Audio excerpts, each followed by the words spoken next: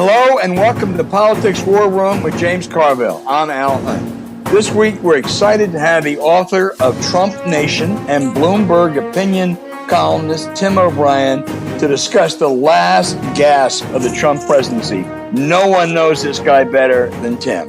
We also have John Barry, author of The Great Influenza of 1918, to tackle the state of the current pandemic.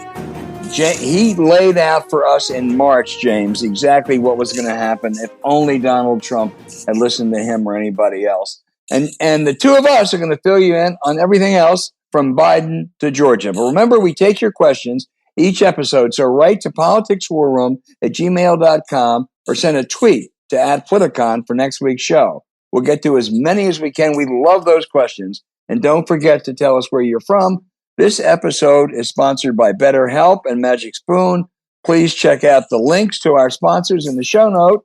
And thanks for supporting our sponsors. It really helps to make this podcast happen. And tell your friends about us. Remind them to subscribe on Apple Podcasts, Spotify, Stitcher, or wherever you get your podcast.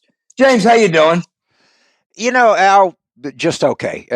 Some of it is related to the pandemic and my family being kind of away from each other. But some of it is just what I see coming out of Washington. And I'm not that impressed so far. I'll be honest with you. I mean, I'm impressed with obviously some of the people that have been appointed have been very impressive, but I see the messaging is not great.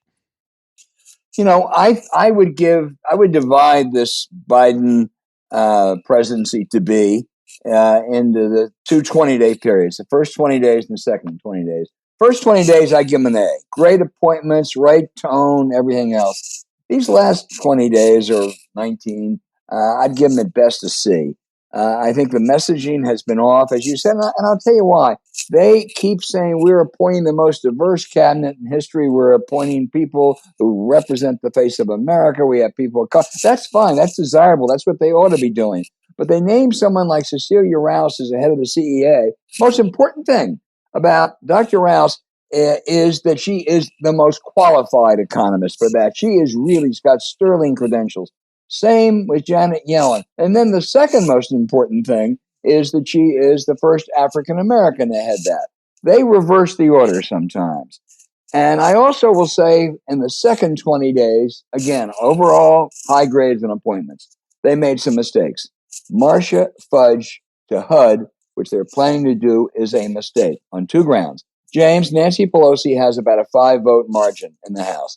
If Marcia Fudge and Cedric Richmond leave for 60 days, she'll have a 3-vote margin in the House. I'm sorry, they can't afford that. There will be important matters that will come up in February and March. I think it's a mistake to name someone from the House. Moreover, Marcia Fudge is not especially qualified. She has not been a very impressive member.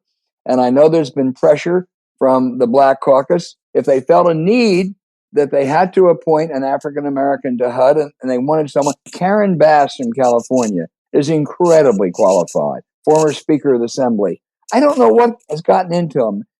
People who have made a whole series of really good appointments now are coming up with, a couple questionable ones. Well, I don't know, potentially... This woman was like the EPA administrator in California was being considered for EPA. Everybody, she called her Queen of Green, all right? And some of the progressive groups are saying, well, no, because she negotiated a cap and trade in California and that allows. I don't know how to tell progressive groups this, so I'll just try to say as blunt as I can. If we win, which is problematic but possible, the 2 seats in Georgia, the Democratic Party can be no more progressive than Joe Manchin. Do any of these people know how to count? We're working with a 4 or 5 point person majority in the House, and they're demanding systemic structural. We didn't do very well. The only entity that is, less popular than the Democrats is Donald Trump. It is something that we're doing. We're not getting across. I mean, I on my soapbox, the minimum wage passed by 60% in Florida, and we get 47. why are we not immediately talking about raising the minimum wage? Why don't we have different ways to expand this healthcare? People are hurting out there. I mean, they're hurting bad. And, what I hear is, well, no, you need somebody here. The climate is one of the climate inequality dwarf every other issue. And I don't know. It just it's discouraging. I'll be honest with you. It just is. Well, I agree, but maybe it's a hiccup. I mean, I think they're trying to do an awful lot under a lot of pressure with no cooperation from the outgoing administration in the middle of a crisis. So let's, they're putting things together quickly, and I agree. There have been clearly some stumbles, but as I say, let's hope it's a hiccup and they can recover from it. It could be, and I wish some Democrats would say, look, Joe Biden did better than any of us. He's the experienced guy. He's a great guy. He's a very inclusive person. Ron Klain is a talented guy. Let's cut him a little slack. All right, let's cut him a little slack. And I think that probably be called for now. And everybody is trying to, I'm gonna stop disappointment at that appointment. And the Defense Department thing is there's a lot of people that are coming out against the idea of having another military man as Secretary of Defense. I don't know if they ran that trap before they did this. I have no idea. That's a really critical question because by all accounts, this general is a very, very competent, qualified, very good guy. My wife actually knows him and is very, very high on him. That's not the issue. The issue is that there's only been a waiver twice for a military person to be, and one time was for Jim Mattis 4 years ago. Democrats, most of them went along with it for a very simple reason. Anybody who brings sanity to checkmate Donald Trump ought to be confirmed. We need it. We're in a crisis in that sense. And the other was for George Catlin Marshall, who was, the great hero of World War II. And this guy may be a perfect. This guy may be both. This guy may be a perfect pick. But did they run all those traps? And I don't know the answer to that. Again, I hope somebody asked because Senator Jack Reed, D. Rhode Island, I think is the ranking member of Armed Forces, West Point graduate, a great guy. 82nd Airborne Division. This. Yeah, he does not like this. But I saw Warren came out against it today, and maybe it was Chris Murphy too. I mean, they're going to have to get Republican votes to get General Austin confirmed, and it's not about him. All right? No, it's not. There's nobody says like, oh no, this guy's and he's not he's like the woman economist from Princeton, but I just wonder if they're playing basic politics 101. Like, are they bringing because they're going to need everything from the Congress? I was watching this morning with Doris Kearns Goodwin about how hard Johnson worked the Congress right after Kennedy was shot.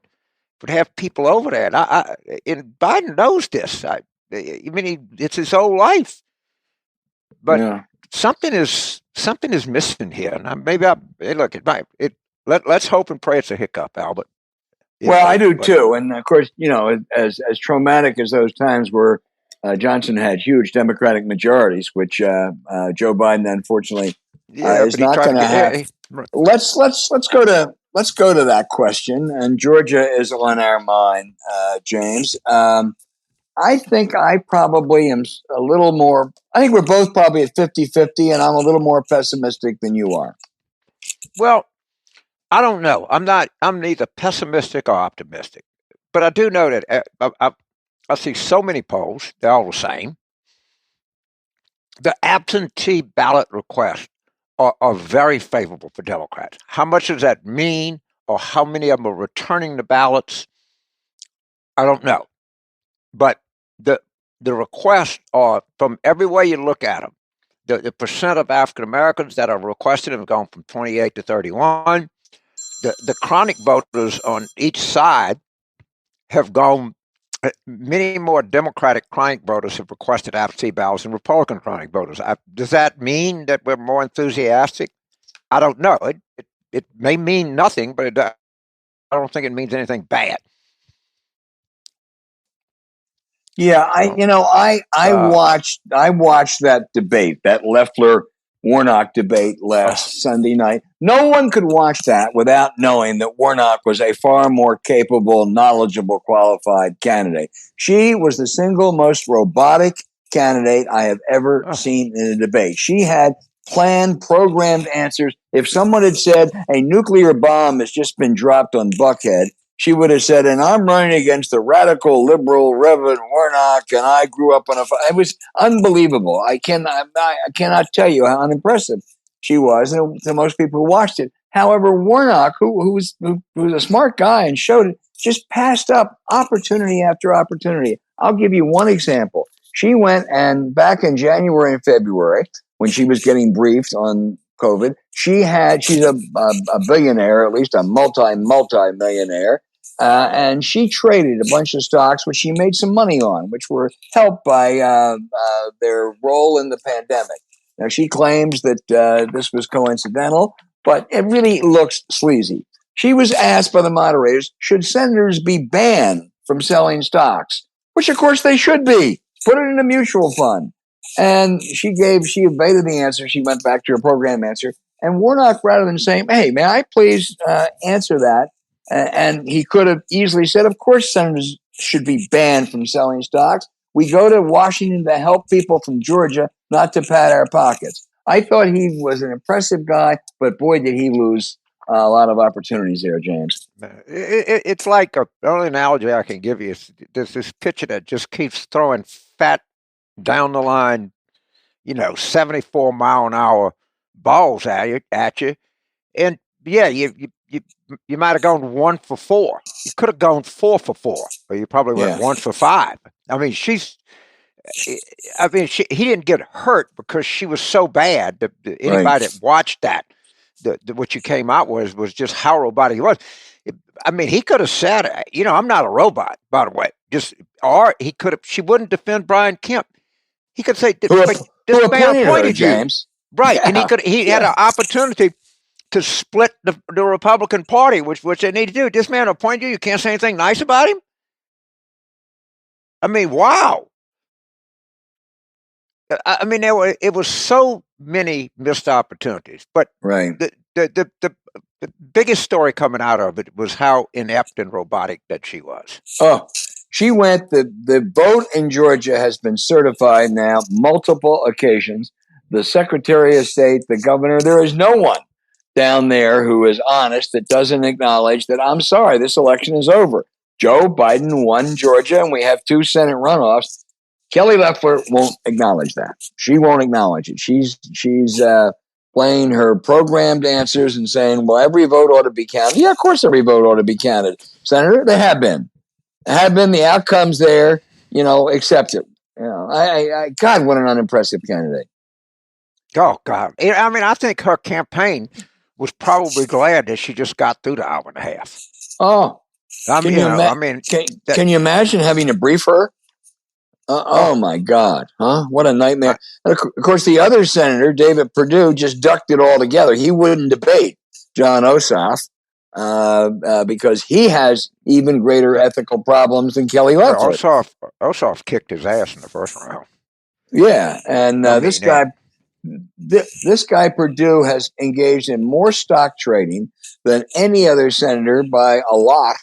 Why are they doing that? I mean, they're rich. Because they get away with it. That's exactly why. Trump. They get away with it. They see what Trump does. They don't care what. They get away with it. I mean, I don't, mean to change the topic of conversation here too fast, but everybody, a great friend of this show and been on here is Jim Fallis. Whatever you do, please read his piece in the Atlantic. Yep. Right? And it's why we cannot, that people can't have the sense of this country, in the Republican Party in particular, that they can get away with anything they want. Because they have. They have. Yes. I mean, not just Trump, not just Perdue. Mitch McConnell, when you look back at Merrick Garland and Justice Barrett, That really was reprehensible. He showed contempt for the institution, any kind of due process. He paid no penalty whatsoever, Right. none. Right. So that's why I'm down, and I don't know, they may just go through and just get away with all of this, and that is the country. The country's in trouble, and I mean somebody somewhere somehow, and please, I hope. I mean, I know that President-elect Biden wants to. Man, people ought to pray for him every minute of every day. Every minute of every day. Amen. And we don't, and remember, we got a 5, maybe 4-person majority in the House, and under the optimal conditions, which we would have a tiebreaker in the Senate. And I know it's the nature of the activists to push for change, but I think Frederick Douglass would have a pretty good record as being an activist. And he famously said the Republican Party was the ship. Everything else was the sea. If you didn't win elections, it didn't matter. Martin Luther King would spend a lot of time with Lyndon Johnson. All right. He was clearly an activist, but they understand it in just these calls that I hear for implementing this and that and Biden stepping up. We did not do very well in the election. No, and Joe Biden, when it comes to governing, is going to have to move to the center or even to the center right on some issues, not for ideological reasons, but for reasons of arithmetic. There are not the votes there to do not only what the activists would like to do, but to a lot of what Biden would like to do. And the question now is, can you get something done that's better than nothing? Correct. They let's hope they learn. I'm not encouraged. Yeah, we could. You know what? You and I are feeding off each other, but I got to tell you, I'm not going to tell you. I've talked to different people, and everybody's kind of coming to the same conclusion. Well, as I say, my hope is it's a shakedown time. There's a lot of pressure on them. I mean, you just think of these people coming in with an outgoing administration that actually probably makes Herbert Hoover look cooperative. They're doing everything to impede. They have to do things quickly, name people quickly. So I have a little bit of sympathy for them, but it's been a rough couple of weeks. I got a ton of sympathy for them. I got nothing but sympathy, but then my sympathy doesn't do any good. Right. I am because everybody, if you're a religious person, pray. If you're not, write something to a Wiccan or something. I don't know, whatever you think is a power. But this guy's, we're in trouble. I mean, real trouble. Not to mention what they're doing over at the Pentagon. I mean, God Almighty, what have they done to the intelligence services? What's going to happen there? I have no idea.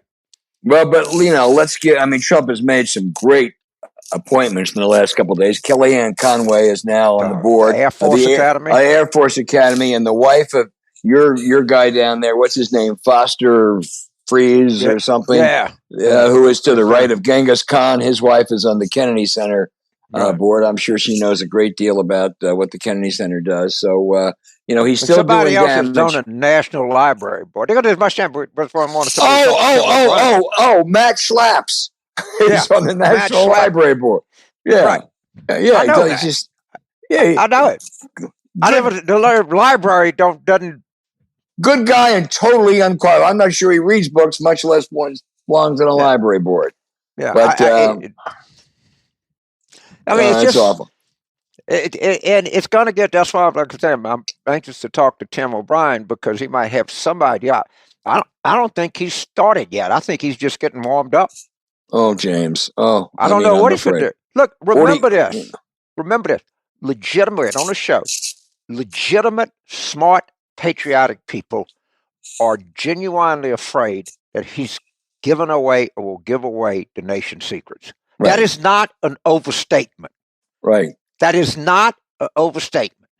Right? There have been multiple stories of people on the record, substantial people, saying that is of grave concern. Republicans. Yes. Yes. So it is.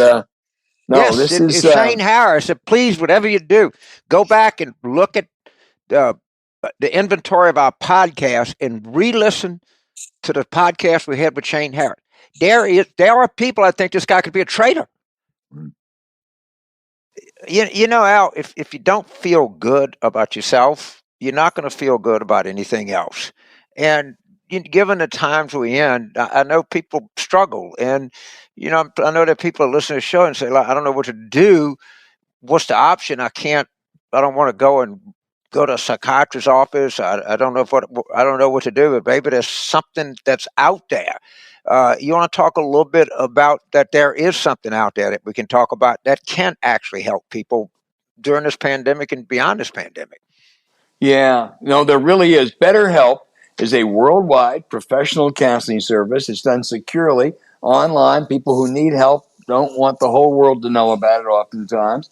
It has a broad range of expertise available that you might not find locally, and they're committed to great therapeutic matches so you can easily change counselors until you find one that meets your needs. And James, these are really difficult times. I mean, apart from the politics with the country so polarized, this pandemic has really changed people's lives, and a lot of people are struggling really to a terrible degree. And BetterHelp can get you communicating with a therapist in under 48 hours. You can log into your account anytime, send a message to your counselor.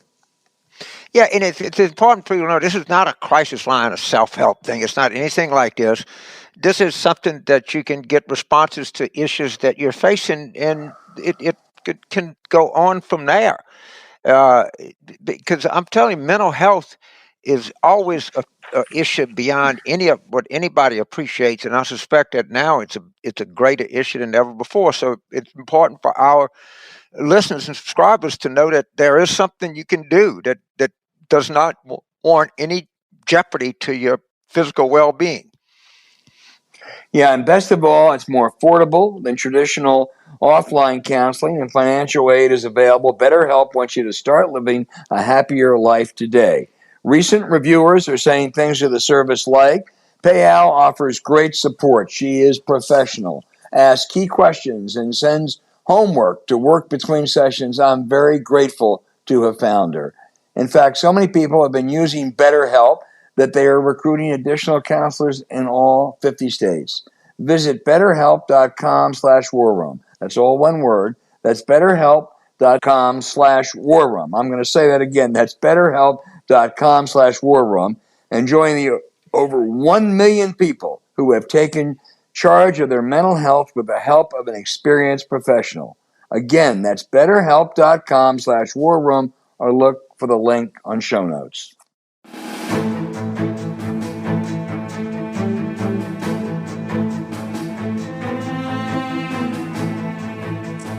Hey, James, the premier expert on Donald J. Trump and his character or lack of the same is Tim O'Brien, who years ago wrote a biography of the Donald. The Donald sued him, and this is going to sound familiar, the Donald was basically laughed out of court.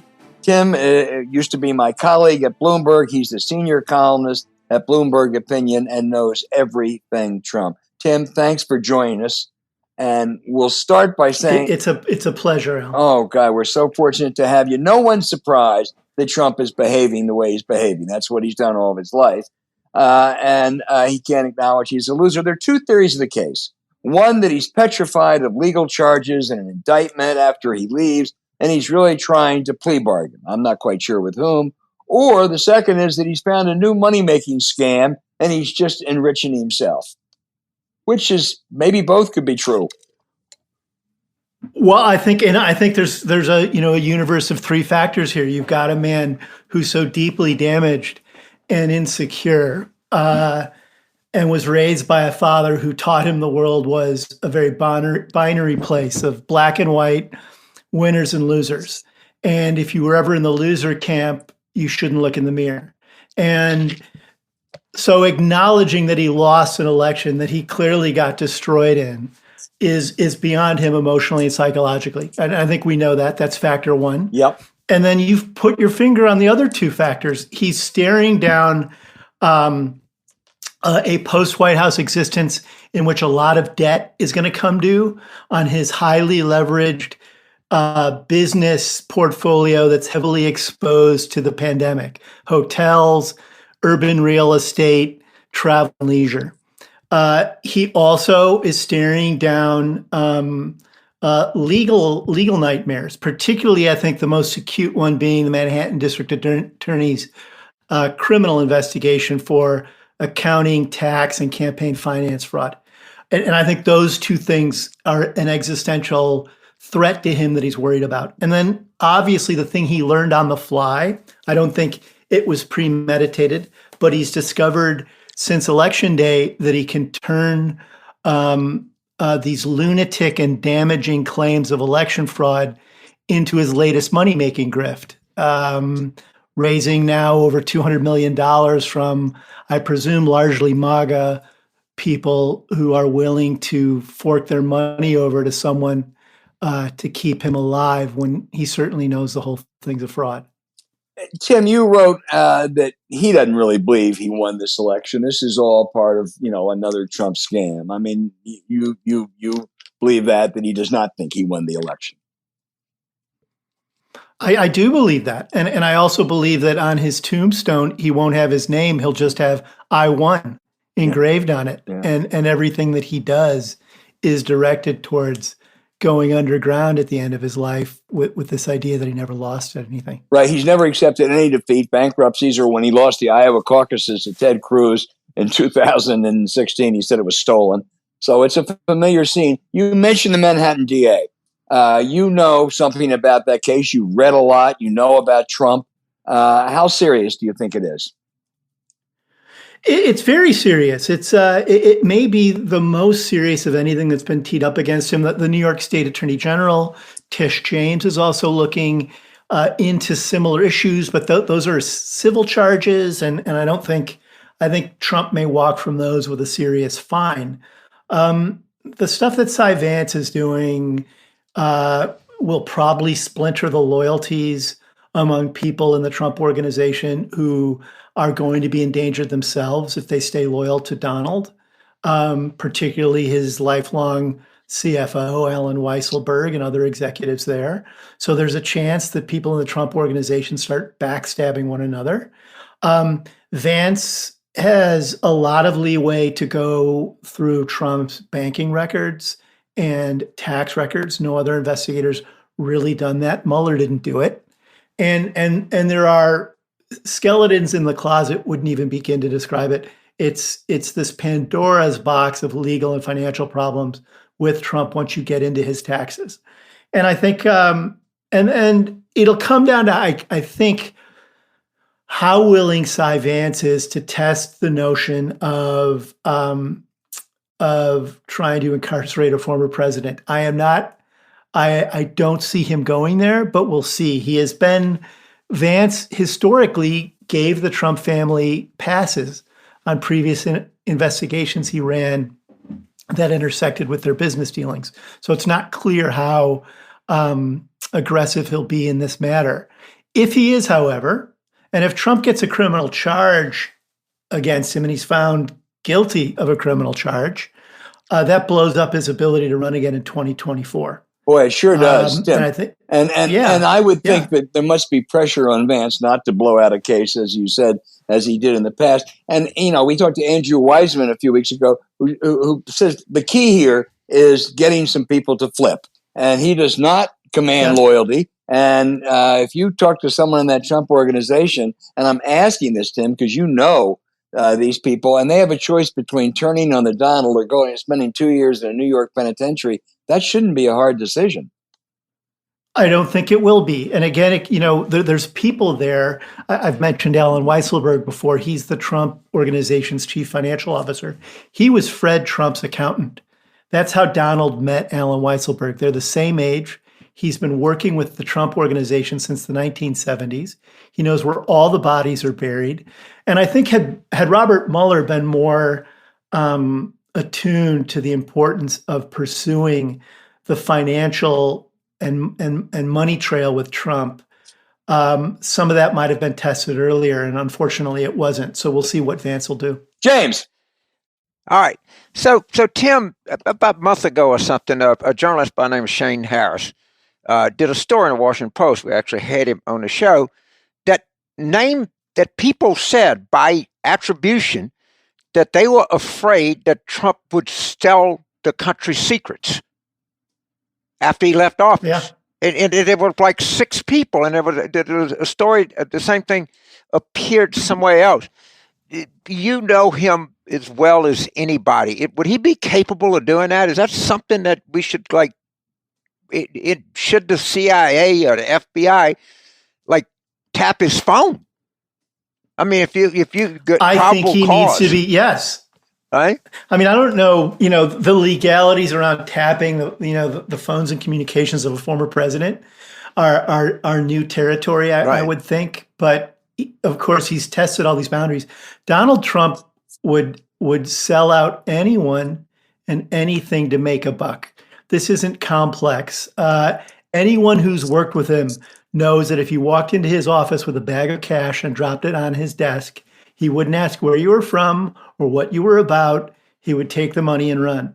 And of course, I think he's thought from the very minute he entered the Oval Office, how do I monetize the presidency?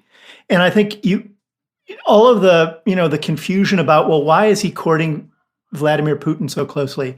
I don't think there's a mystery there. I think he has always seen Putin as a potential source of money. He had been involved in Russia with Russian investors prior to becoming president. I think he saw a lot of his foreign policy making as avenues towards relationships he might have after he left the White House that would feather his nest. So I think there's a real issue here around national security and classified information. We know that members of the intelligence community have raised doubts about whether or not he should continue to have access to briefings, classified briefings. I think personally, having watched this guy roll for as long as I have, that it wouldn't serve the public interest or national security well to keep Donald Trump looped in on classified information, because we already have seen during the presidency that he won't keep his mouth shut about it, and he certainly won't after he leaves. Yeah, I don't think Biden has any intention of giving him any briefings after he leaves. It's what he knows now, and what he's capable of doing is, I mean, it's utterly frightening. And again, people like you and people like on Republicans on the record. And if I'm a federal judge, again, I don't know the legality of an ex-president, but he would certainly be ripe for a FISLA warrant to say that there's sufficient reason to believe that he would do something like this. 100%.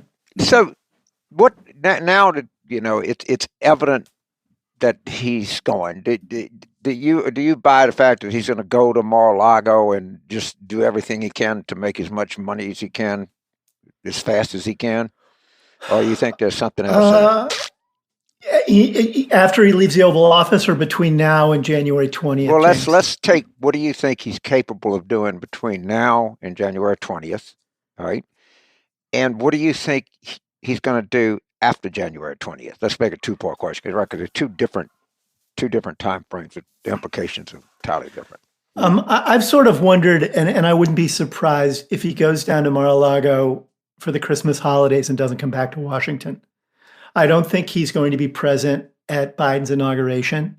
I don't think he's going to want to greet Jill and Joe Biden when they come to the White House in the same way that the Obamas greeted Donald and Melania when they came to the White House. I think he feels humiliated. I think he's a sore loser, and he's petulant. And I think he'll do everything he can to either distract from Biden and won't care a whit about ceremony or the transfer of power. And I think between now and then, and I've said this for a long time, I think he'd rather burn the house down than someone else get hold of it. I think we've been fortunate in the last few weeks that we've seen the court system thoroughly reject these clownish lawsuits that Trump and Rudy and their cohorts have brought. But they've also achieved, I think, what Trump wanted out of them, which was raise doubts about the election and turn his defeat into a money-making opportunity. So beyond January 20th, I think he'll try to either start or buy a media company. I think he'll look at Sinclair Broadcasting or One America News Network as potential acquisitions, or he and Jared will start something from scratch. And he's a media addict. He won't be able to remain out of the spotlight on social and TV. I think he will continue to do rallies around the country. He enjoys those. He thrives on them. He can make money doing them. But I think long-term, the thing to remember about Donald Trump is how wildly inept and undisciplined and non-strategic he is as a man, politician, and a business person. If he actually tries running a media company, maybe he'll leave it to Jared, but he won't have the kind of patience to make that a long-term success. I believe. I could be proven wrong, but I think that will not end up being a successful venture. I do think he'll remain a kingmaker within the Republican Party for people who need to court, the 25 to 30 million voters within the GOP who are hard right MAGA Trump supporters. And he's going to have traction in the hearts and minds of those folks for quite some time.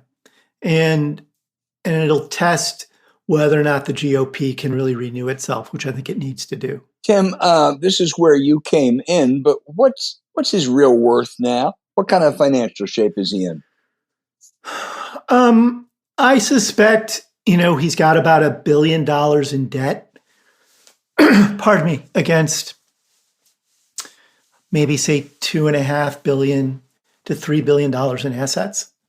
So in theory, if he had to sell everything he had and pay down his debt, so he may at the end of the day have a net worth of about $1 billion, but that presumes all of the assets that he has had aren't going to continue to get crunched by the coronavirus pandemic. The urban commercial and residential skyscrapers he either has an interest in or owns outright have had their valuations hammered over the last year.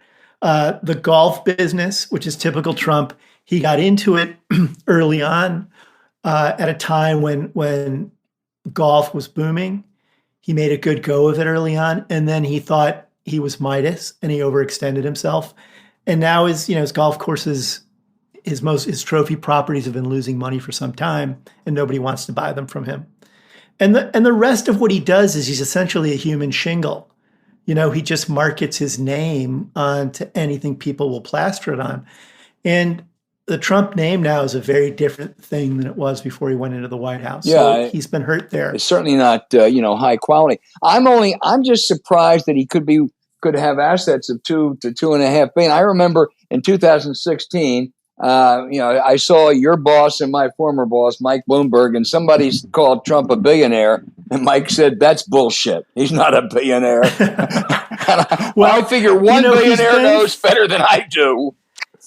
He's been fortunate. I think at the time that I covered him, he's certainly not worth $10 billion, which he routinely says. Yeah. And at the time I was covering him, he said he was worth $6 billion at a time when I think he was worth less than $1 billion. So he's BS'd about this forever. I think the issue that matters now is how tight is the financial noose around his neck, and will it cause him to, as James was wondering about earlier, sell out state secrets to feather his nest? And I think that's a national security issue. An indebted Donald Trump, whose assets are under pressure and he needs to sell things because he's got a lot of short-term debt coming due, is someone who's a threat to the national security of the United States. That's the very definition. Let me ask you a final question and turn it over to James. Future of Jared, Ivanka, Don Jr., and Eric. So I think Don Jr. has discovered that he's popular with red meat right-wingers, and he is good at pandering to their emotions and bringing the fire. He's not particularly bright. I don't think any of the Trump children and their father, including their father, are particularly bright lights. They're people who were born on third base and think they hit triples. And there's a great Howard Stern radio interview and TV interview with Don Jr., Ivanka, and Don, the paterfamilias, Donald Sr. And he asks them to do some basic multiplication problems, and they can't do it. And they've never been particularly astute. But the one thing that separates the father from the children is he has this reptilian sensibility about the needs of people right in front of him. And he is such a pathologic liar who dissembles without regret. And it makes him this kind of energizer bunny on the campaign trail. I don't think Don Jr. has those tools in his toolkit, but I would imagine he might try to run for governor of New York if I were to throw some bets down. Oh, I hope. I think Ivanka. Yeah, I think Ivanka's going to discover that when you strip away all of the PR apparatus around her and put her out into the wild, it's much harder being a politician than it is when you're protected by the White House. But I think she'll run again. I think Eric will just remain in the Trump family businesses. I think Jared will probably run a media company if Donald tries to set one up. I think they'll partner around that. But I think they're all going to try to remain forces in Republican politics. But Tim, somebody pointed out, it might have been you, that if he'd have taken his father's inheritance and put it in a stock S&P index fund, he'd be worth $25 billion today. I mean, yeah. I mean, this guy, all he had to do was sit on what he had. Yeah, I mean, he has lost. If you took the loss he's had over just an index fund, he cost himself a bucket load of money. I mean, he inherited a lot of money. Well, and anyone who ever worked for him, they can tick off times when people offered to buy properties from him at multiples of what they were worth at the time and certainly what they were worth later. And he just couldn't bear to part with them. He cares more about having his name on things and being discussed in the news than he does about making the math add up and actually growing his wealth or growing a business. Well, you know what? His name, somebody I was reading this morning, 100 years from now, he's going to have a bibliography the size of Lincoln's. He'll be discussed for a long time to come. I promise you that, President Trump. The world is not going to forget you. They will be complete. They'll be the degree in Trump history at Yale or something like that. This thing will be studied, written about. People will go back and reread your work and start from there. But he's not going to receive a lack of attention going forward. He does not have to worry about that at all. We have to come to terms with what he reflects about the country, because he didn't spring into the world and get the traction he got simply because he was a wizard. I think he's the outcome of decades of problems around income inequality, centuries of problems around racism, and the Republican Party essentially refashioning itself as a safe harbor for affluent white people and working class white people who've been hoodwinked. And I think that's a problem. So please, if anything, the best explanation is in today's New York Times by the great Tom Edsall, and just how social resentment is understudied. And we have done something, and I when I say we, the educated coastal people, I'm part of fit in that category, but just put me in there for a second because I did live on the coast for a while. Do something that just really irritates the hell out of people. And I'm not sure exactly what it is, but I think Tom's column is kind of onto something. And it looks like we continue to do that. And, we have to sort of try to figure this out, because this was sans Biden, which is okay, that was a big deal, but we didn't have a very good election at all. Right. And right. There has to be some appraisal and some reflection here.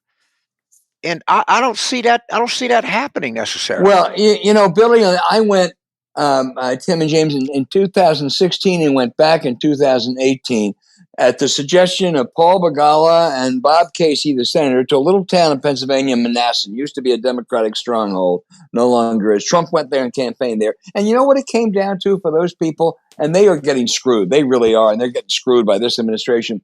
They saw it as an us versus them. And he was us, and you all were them.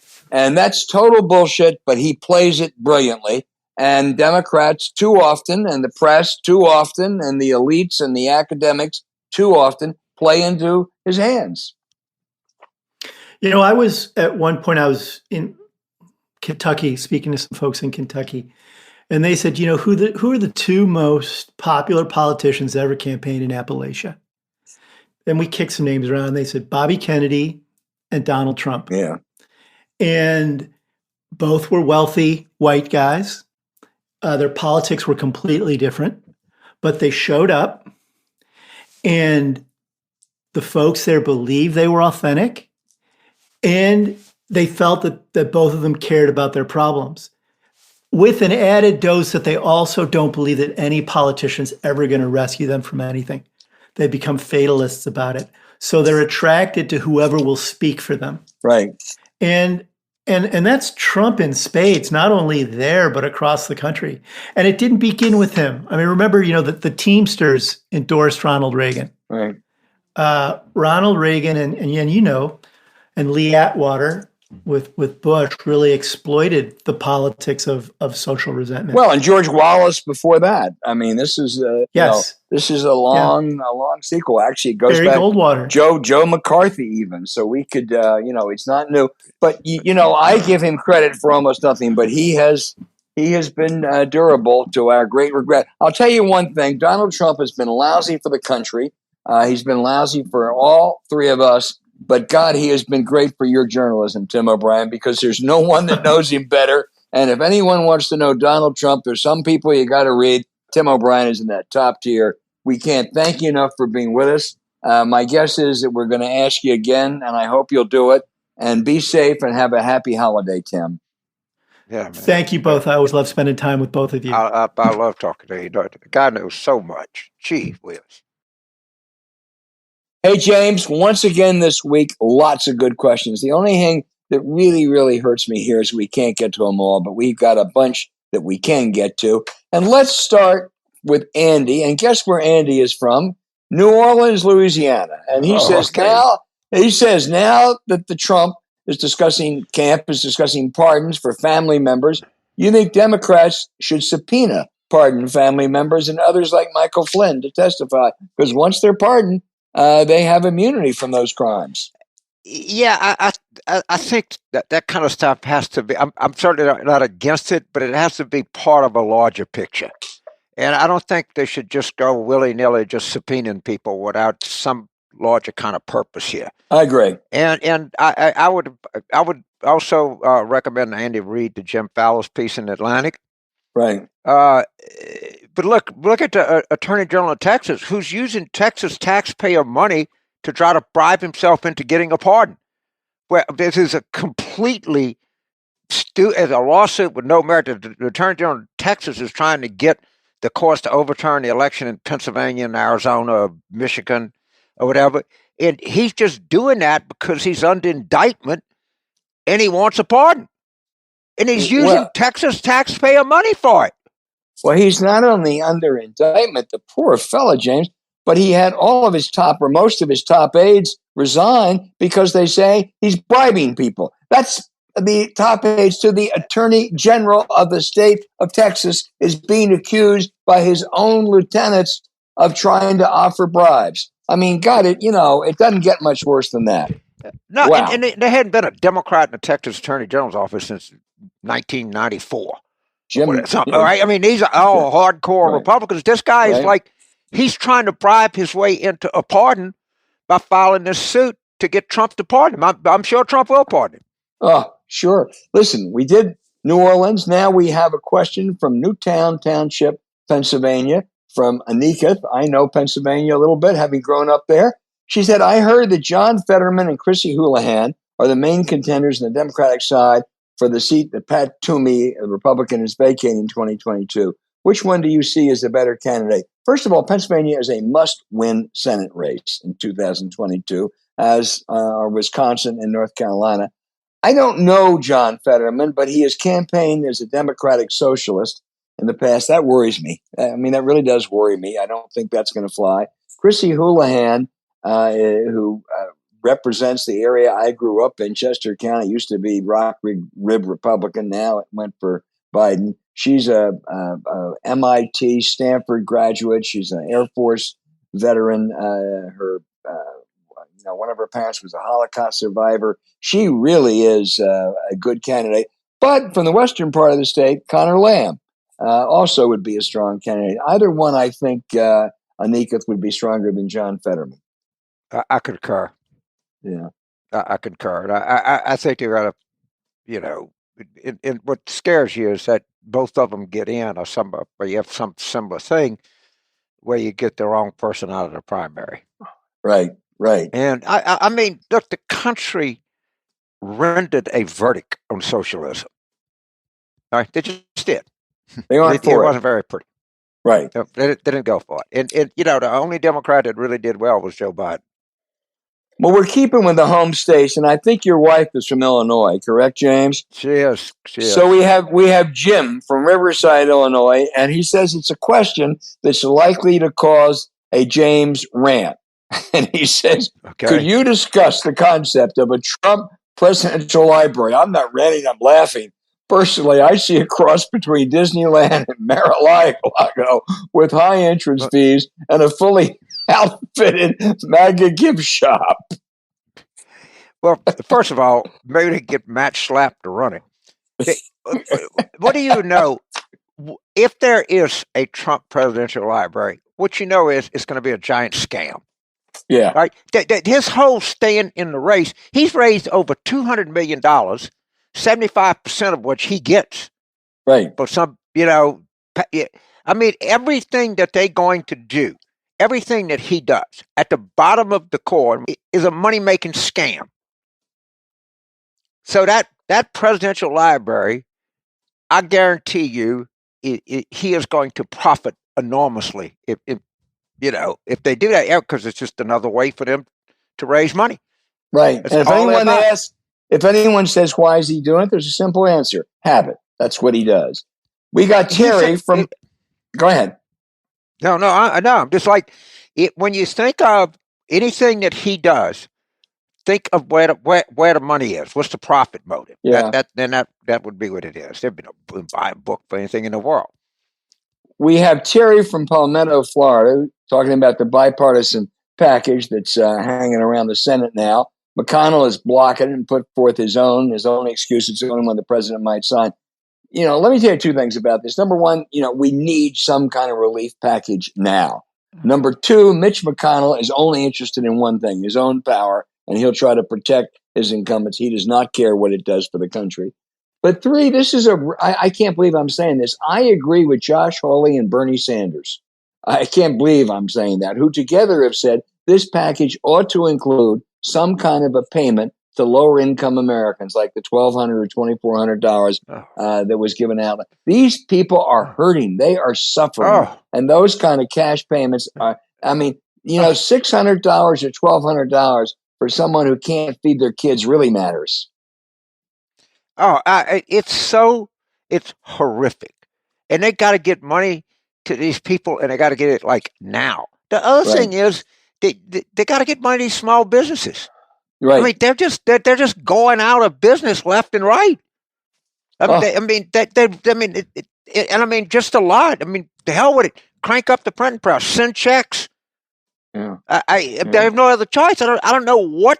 And if Josh Hawley is for it, I mean, I obviously don't think Josh Hawley is a demagogue, but it doesn't matter. Good. I agree with it. Right. He and Bernie Sanders it's together. Not just right. It's everybody is hurt. Right. Everybody. Right. I mean, they got to do something now. Absolutely. And then they got to do something again in January. This is a down payment, but it's a critical down payment for people who are really in pain. we have wonderful listeners. I don't know how many, but I know they are high quality in Australia. And Michael from Melbourne has a good question. He said, what should the slogan be for Democrats when discussing issues like police reform or increased funding for mental health and better police training and Black Lives Matter?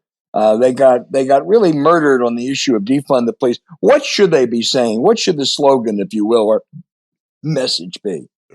Well, first of all, it did just in Georgia. The things that unite people along.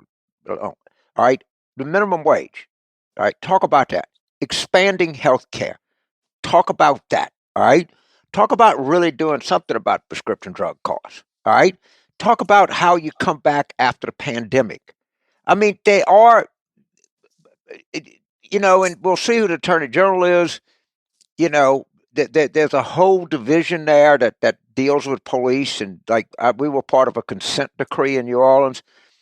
There's all kinds of things that you could do, and I agree with President Obama. There has to be a way that this country, at this point in its history, is sufficiently advanced that we can have effective, law-abiding, humane policing. And that, the guy that we had from Pitt Law School, Professor Harris. Right. It pointed out places like Camden, New Jersey, Los Angeles, where they have been made real progress. And what people don't want to do, clearly, is throw the towel in on the idea of policing.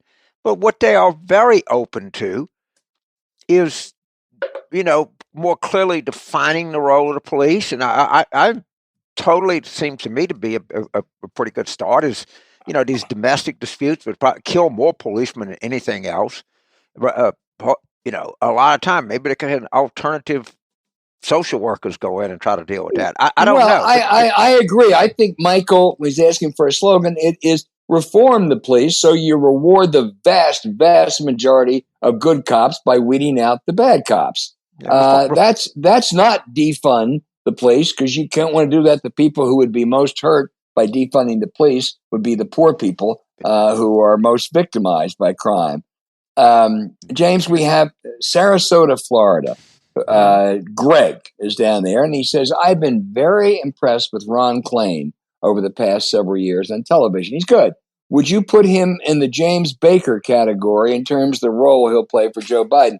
I'm a very big Ron Klain fan, but there's 40 days before he gets to play that role of Jim Baker. So let's give him some time. I mean, Jim Baker wasn't Jim Baker on day one.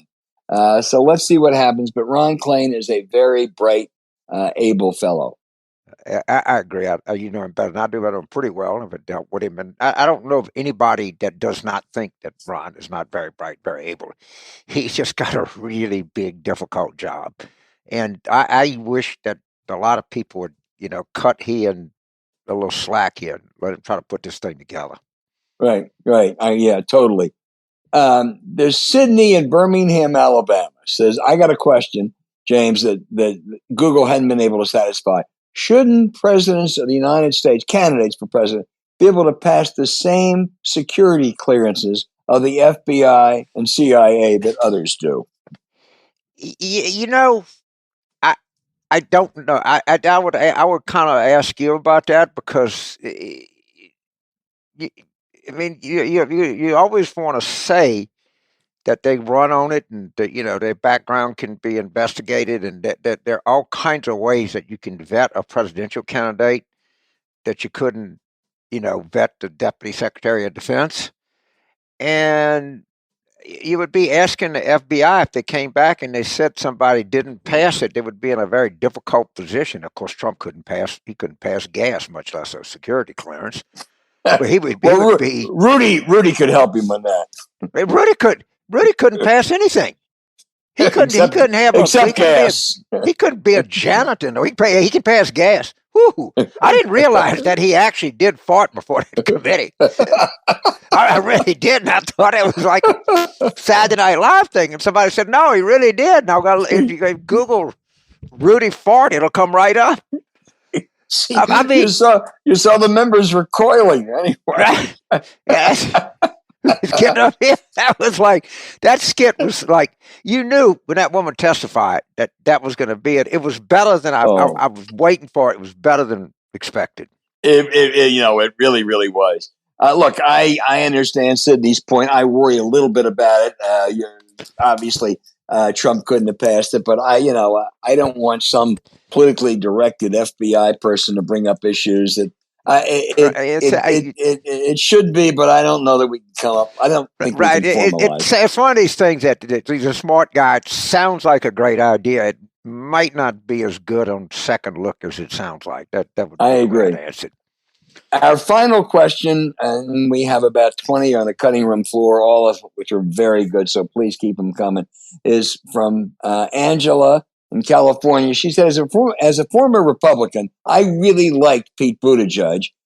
Do you think there should be a place for him in the administration, and what might that be? There are reports out they are considering him for ambassador to China. I think Pete Buttigieg is so capable. And, he was a guest, one of our first guests, James, a long time ago. Sure was. This is really an impressive guy. He communicates maybe better than anyone else in Biden land. So I think he would be good in China because he is so smart and sensitive, but I think he'd be good in a whole lot of other posts too. Yeah, I echo everything you say. He is really good on his feet, maybe the best of any of them. Right? And I mean, he's fearless. He goes on Fox. He's a communicator. He's really, really smart. And they make him ambassador to China. He'll learn the Chinese language. Well, he already speaks about 11, doesn't he? I mean, I don't know how many. I mean, the guys, your judgment in people is very good, Angela, because he is a really bright guy, and I think he has a lot to offer President Biden. In any way. Well, please keep those emails, letters coming. We really love these questions. We learn a lot from them. So thanks a lot. This episode is brought to you by our friends at Magic Spoon. My grandson is still into the blueberry, James. He likes the others, but you can't get him off blueberry. I've had an epiphany about this. It's not, I don't use it, I'll use it as cereal some, but what is good is I just put it in a mug. And when I'm surfing the internet, I'm talking, on the phone.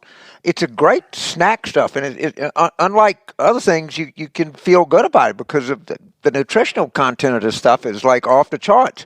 But it's very good just dry. It's good with milk, and you can put some blueberries on top of the blueberry cereal. But I find it has utility all day long. Well, it's really delicious in a way that cornflakes doesn't. Yeah, it is delicious. 0 sugar, 11 grams of protein, and only 3 net carbs in each serving. Cocoa, fruity, frosted blueberry flavors. You stay healthy, enjoy your breakfast. My son swears there is a peanut butter flavor, which I have not seen or tasted yet. But if he does, I'm going to be doing a lot of what you're doing, James. While I'm noodling, I'm going to be eating that peanut butter. Yeah, I eat them like I eat peanuts. Just, yeah. Yeah. It's good stuff. You go to magicspoon.com/war room to grab a variety pack and try it today. And be sure to use our promo code War Room. That's one word at checkout to get free shipping. And Magic Spoon is so confident in their product, it's backed with 100% happiness guarantee. So if you don't like it for any reason, I can't imagine you won't. But if you don't, they'll refund your money, no questions asked. That's magicspoon.com/war room and use the code War Room for free shipping. Magicspoon.com/war room and the code is War Room for free shipping. And look for the link in our show notes. James, we thank Magic Spoon for sponsoring this podcast.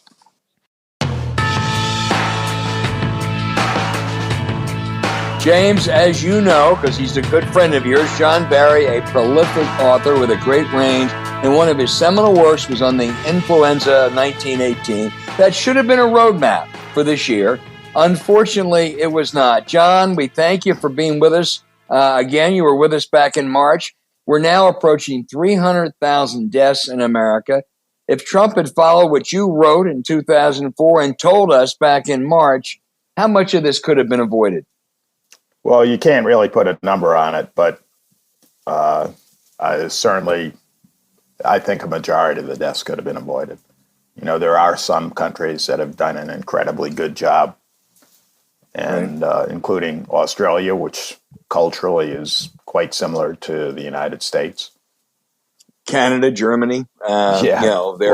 Practically everybody's done better than the United States, but Australia's numbers are, very, very. I mean, a tiny handful of cases right now, for example, while much of the rest of the world, including Europe, has seen a surge.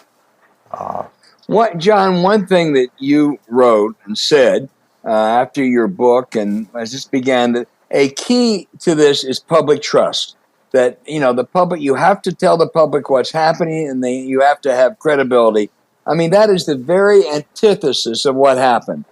Trump admitted to Bob Woodward back in February he was lying because he didn't trust the American people to handle the truth. Apart from all the other errors, that was really kind of a central sin here, wasn't it? Yeah, I mean, not telling the truth. That was the number one lesson from 1918, tell the truth. Right. And that lesson has been confirmed in the experience of 2020, not only here, but around the world. It's horrifying. Yeah, just one more. We're all very hopeful about the vaccines. It looks very, very promising. But, John, it looks also like December, January, and February are going to be dark, god-awful. Right. Your take on that? Well, I agree. I mean, it's relatively easy to predict what the virus is going to do. Human behavior is the variable. Every person in public health has said pretty much the same thing for most of 2020. In July, I had an op-ed in the Times in which I was saying if we don't change our behavior, and I was quoting a model that was projecting 150,000 cases a day around this period. And of course, right now, 150,000 almost looks good. The reality is we can intervene almost at any point along the path and change the direction. Whether we will do that remains to be seen.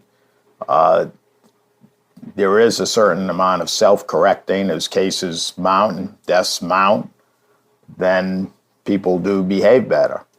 Here in New Orleans, when we talked before, many months ago, it was pretty unusual to see people wearing masks. Now I walk around the streets and see the vast majority of people. Not quite the same. I was in Northwest Washington at the Starbucks you and I go to, and everybody around there was wearing masks. It's not quite at that level down here. But masks are not really the key. They are a key, not the key. The most important thing remains social distancing. That is number 1, 2, and 3. Masks, I think, are second. James. So, on March the 22nd, this is from your colleague, Dr. Jerry, at the Tulane Public Health School, who I think was instrumental in developing the Ebola vaccine.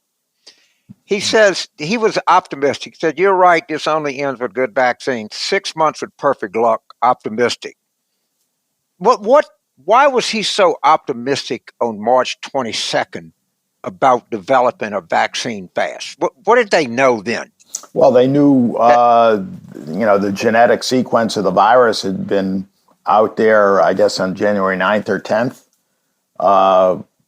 Within a couple of days, the spike protein, which the immune system recognizes, the Moderna, and it was working on a vaccine based on that spike protein. Pfizer, everywhere around the world, that protein was identified. It also was recognized pretty early that it seemed to be pretty stable. Unlike influenza, the antigen that the influenza vaccine targets mutates very, very rapidly. This virus is much more stable. The spike protein is, since the target that the vaccine is aiming at stays the same, then you have a pretty good chance of hitting it. When it's a moving target, it's a different situation. So knowing that technology, the messenger RNA technology, had been developed over a period of time, used for an Ebola vaccine, then it's a relatively simple process to stick a different protein into that platform. It's almost, a click and play type situation. So you still have to test it. You don't know for certainty that it will work, but you have every reason to believe that it will work.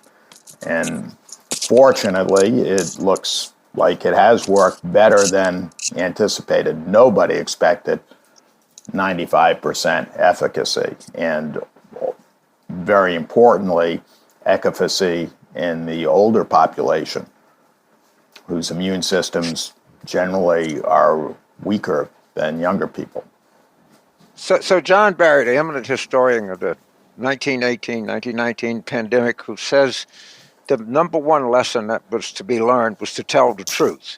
All right, somebody asks you, do you have any trepidation whatsoever about being vaccinated? None.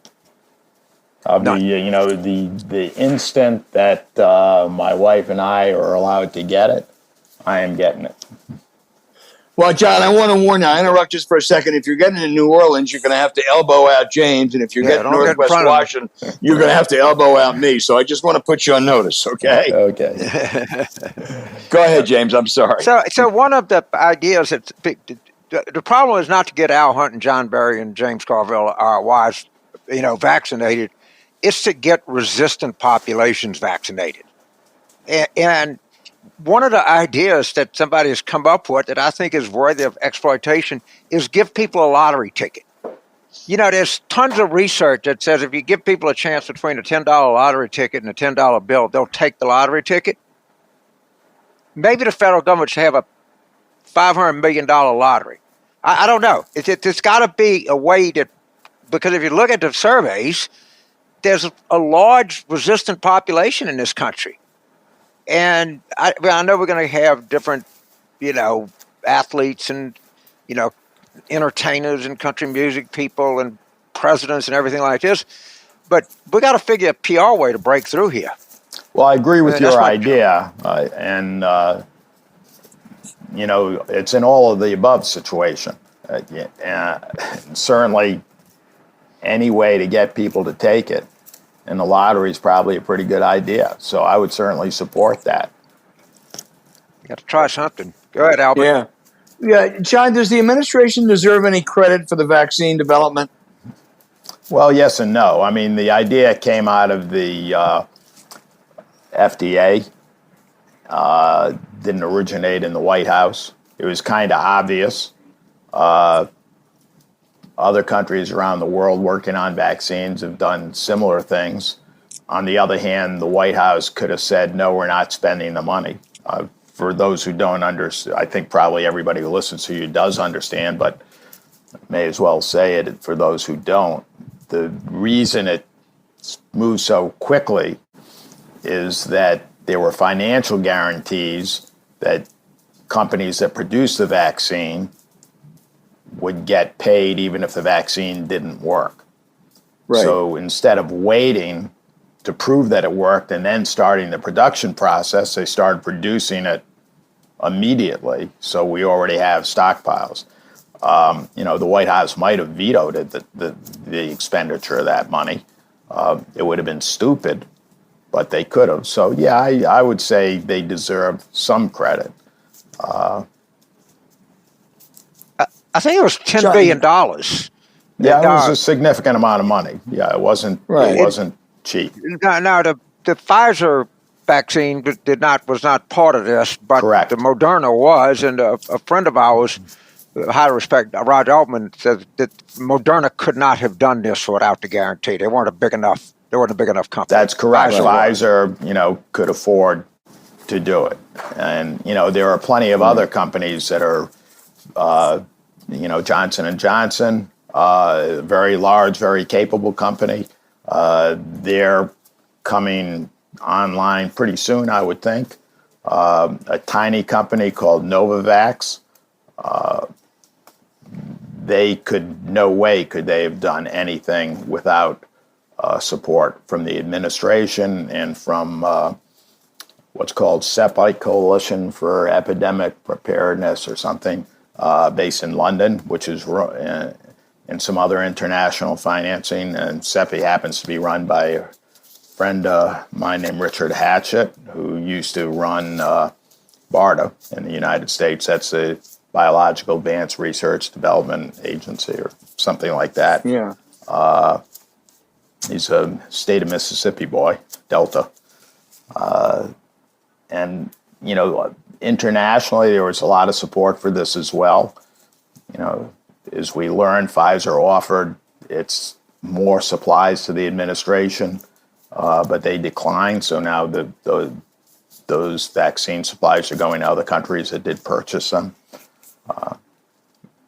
There is plenty of opportunity for slip-ups in the distribution of this stuff. But right now, everybody seems to be optimistic. And, this has been remarkable how well this has gone. Am I correct? John, go ahead, James. I read that the Johnson & Johnson vaccine is a one-shot as opposed to the other ones. Correct. That would be huge, wouldn't it? Yeah, it would be.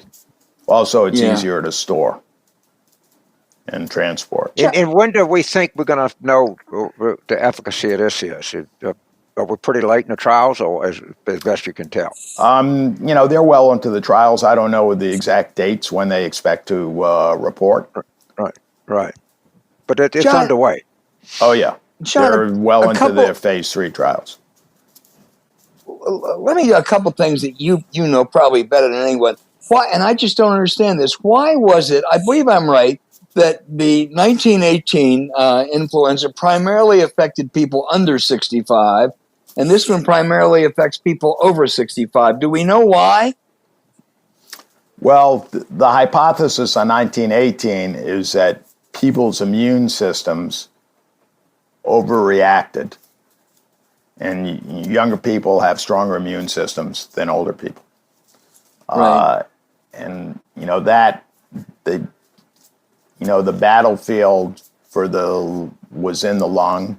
The virus, the immune system threw every weapon it had at the virus and wiped out the lungs in the process, and also allowed this secondary bacterial invaders, which probably killed a majority of people, bacterial pneumonias. Even today, bacterial pneumonia following influenza has an 8% case fatality rate. Back then, it was 25 to 30%. And ironically, today, younger people's immune system seems capable of fighting off the virus. Older people's immune systems don't do as well in fighting off the virus, and yet it's still strong enough to wreak havoc inside the lung. That accounts for the people who go into what's called acute respiratory distress syndrome, ARDS, ARDS. It's called a cytokine storm. Cytokines are messengers, are the toxins that the immune system releases to attack various things. Probably the most toxic is called tumor necrosis factor, but there are various interleukins. And there is an irony there. That's a hypothesis. That's not absolutely established. There is a theory that there's a different pathway physiologically that's doing the damage in the lungs. Then, of course, one of the similarities between the two viruses, they are very different. They're, no mistake, there's difference. But the 1918 virus seemed to infect pretty much every organ, quite literally from the testes to the brain. And this virus is also doing that. Kidneys, liver, cardiovascular system, neurological impacts. Wow. Those things were true in 1918 and they're true today.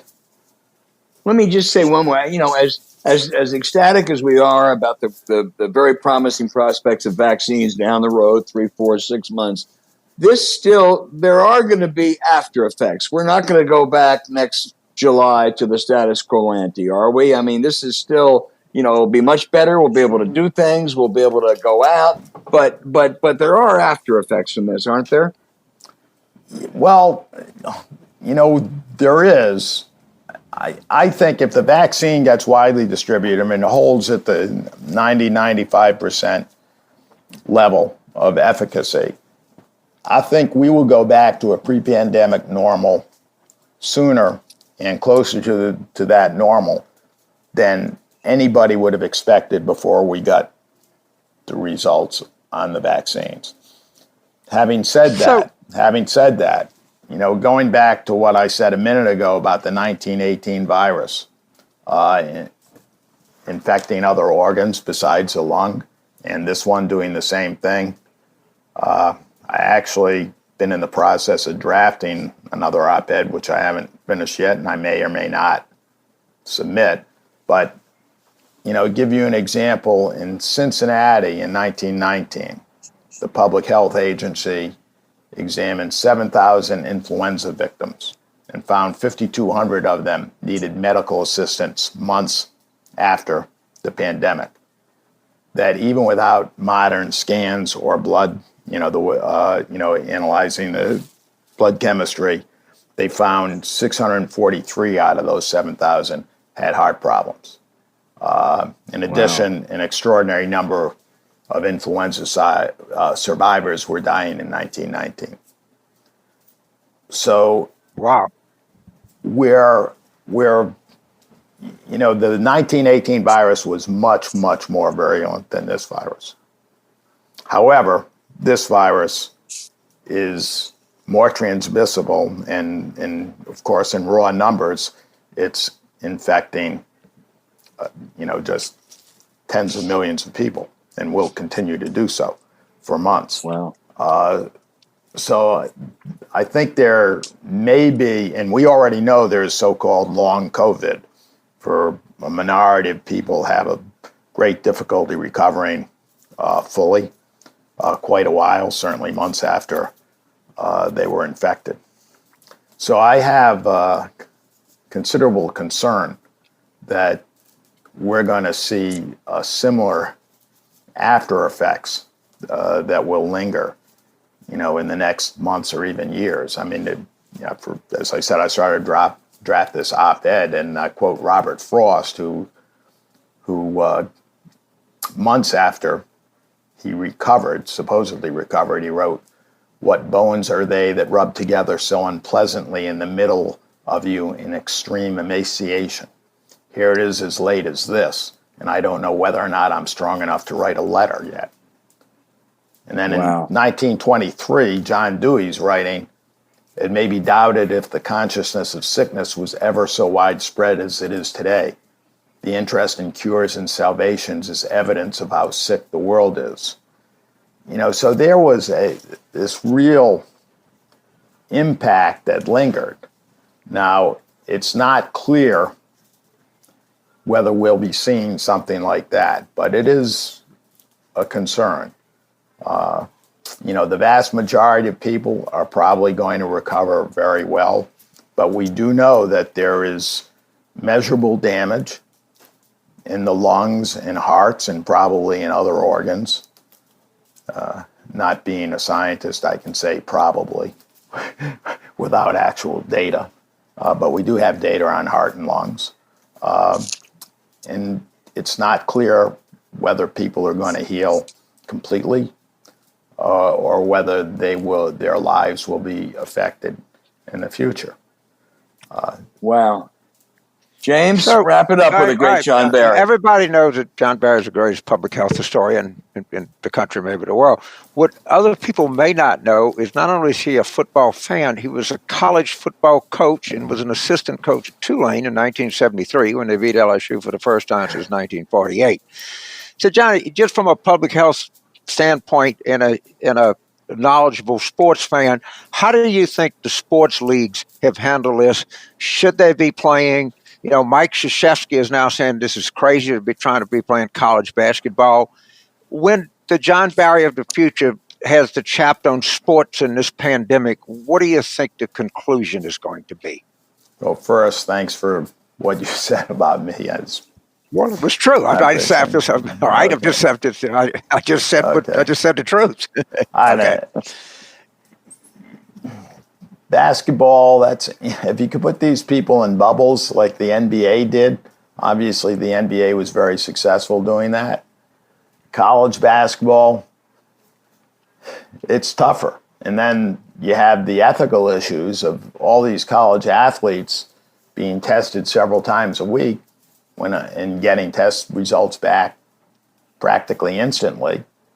And the general population doesn't have that ability. So you do have that ethical issue. I was surprised the football season has gone as well as it's gone. We just learned Michigan's canceling its game and not playing Ohio State, so Ohio State may not be able to play in the Big Ten championship game, so it affects college football playoffs, blah, blah, blah. I have very mixed emotions on that. I think basketball is a little bit tougher than football in that regard because of the intimacy of the contact. And I applaud Krzyzewski for raising those issues. And this is, I've sounded like a politician punting the answer by, almost filibustering. I don't know, my personal opinion. I like to watch sports. But there are a lot of questions in there. I thought that it was crazy to go forward with the football season, and said so early in the football season. But it worked better than I would have expected. Basketball's tougher, though. Well, yeah. No, I share your feelings. I can't, I watched the Duke-Illinois game last night. I love watching, but boy, and you're right, football's gone better, but, Ohio State's having some problems understanding that. And I went to Wake Forest. They've canceled, their last 3 games. When these playoffs scare me, so I don't know. John Barry, you are the definitive expert, as James said, on the history of this. You have been a great guest. You were a great guest 8 months ago. We're going to have you back as we go through this in the late winter and spring of 2021. Thank you so much. Always a pleasure. Thanks a million, man. Thanks a million. You're a very great American. A really great American. You guys are too. Thank you. I appreciate that. Terrific. All right, James, we did good. I want you to be safe this week. And we'll be back with another good show next week, I promise. Absolutely.